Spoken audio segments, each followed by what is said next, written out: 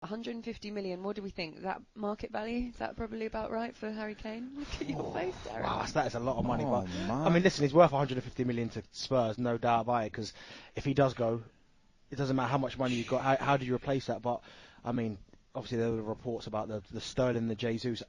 I wouldn't exactly call them cast-offs. No, it's great, isn't it? I wouldn't really call them cast-offs, but 150 million for a 27-year-old. I know you, obviously, listen, I know what you're getting in terms of goals, but, well, I can't see anyone going to that length to Well, buy here's him. a question for you, right?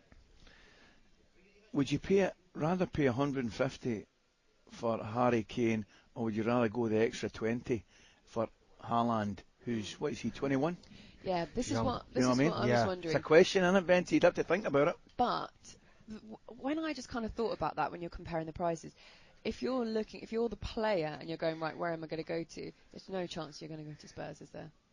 As in terms of... If you're a big star player... Oh, yeah, right now, in terms of where the club's going. No, Yeah. of course you're not. Also, as well, if you're a top line striker and Harry Kane is still there, you're not going to get much game time. Well, that's been their problem the whole time, isn't it? But I mean, for example, if Harry Kane does move and this actually happens and we see him go somewhere, because there is, I think Teddy, I was reading an article that Teddy did yesterday saying that actually there's a realistic possibility that he still will be at Spurs next season. Well, he's got 3 years to go, hasn't it? Yeah. 3 years he's got. Yeah. We all know what contracts mean at the moment. It's literally, this is what a contract is at the moment, isn't it? Like That's exactly what it is. You can break it whenever you Brilliant like. sound effects, by the way. Thanks. Do you know what? Congratulations on those sound effects. I've got another one That was for you. Do you like impressive, this man. one?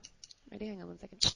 Oh, superb. Does that one sound quite good? Yes. You're on the Fosters already. That was the Iron Brew. Iron Brew. Iron Brew. I tell you what, as well, like the pressure of air actually hit me right in the Oh, eye when I did yeah. that. So won't be doing that again. I'll try that in a minute, Darren. Don't worry. Anyway, back to Harry Kane. What's going to happen? Come on, your crystal ball is in front of you, Darren Bent. Well, I don't think anyone's going to pay 150 million, if I'm honest. So I think he potentially could be there at Spurs next season, but it's kind of a difficult one because at the minute they've not even got a manager. So what direction are they going to go in? I mean, listen, the job looks a lot more attractive with Harry Kane being there. But if Harry Kane's got any ambition and he starts to think to himself, well, no, like I'm 27 years old, I'm going to be 28 soon, he should be competing for trophies. Now, even if I think Spurs had won a League Cup this season, I still don't think that would have been enough for himself and his ambition to go, well, I think Spurs are the club for me. So, do you know something as well, Bent? Actually, the way they lost the League Cup. Oh, I mean, Man City trampled right over the it was top the most of them. one-sided 1-0 I was. think I've ever seen.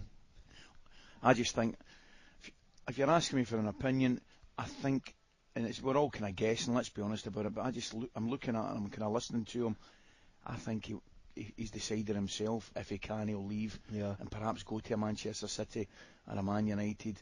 I could see him at Man City, and I could see him at United as well, to tell you the truth.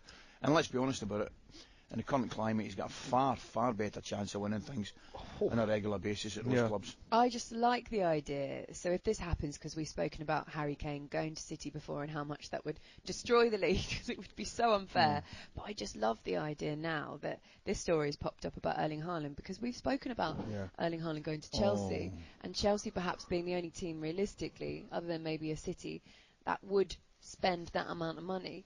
City in general go in clumps of smaller amounts of transfers, don't they, in terms of around the 60 sort of million mark, but they'll do a few of them. But Chelsea are the ones that go in and break the bank and go, right, we want him, we'll bring him in. And that's the thing about, you've got to admire about Roman Abramovich and Chelsea, is that he won't it's like he doesn't sit on the fence. It's like, you want 170 million, bang, there you go. But it doesn't surprise me that they go and do that because... Well, sorry, I'm interrupting you there. I'm just getting excited because you've asked the question there. What happens if Man City get Harry Kane? We'll think it's all over, right? What if Man City get Harry Kane and Chelsea get Haaland? And you've got to remember, Chelsea have beaten Manchester City the last 3 times they've played them. Right. It'll be a 2-horse race between them two. And if Liverpool will strengthen as well, they'll get all their players back. So, but if Haaland goes to Chelsea and Kane doesn't go to City, the gap's closed again.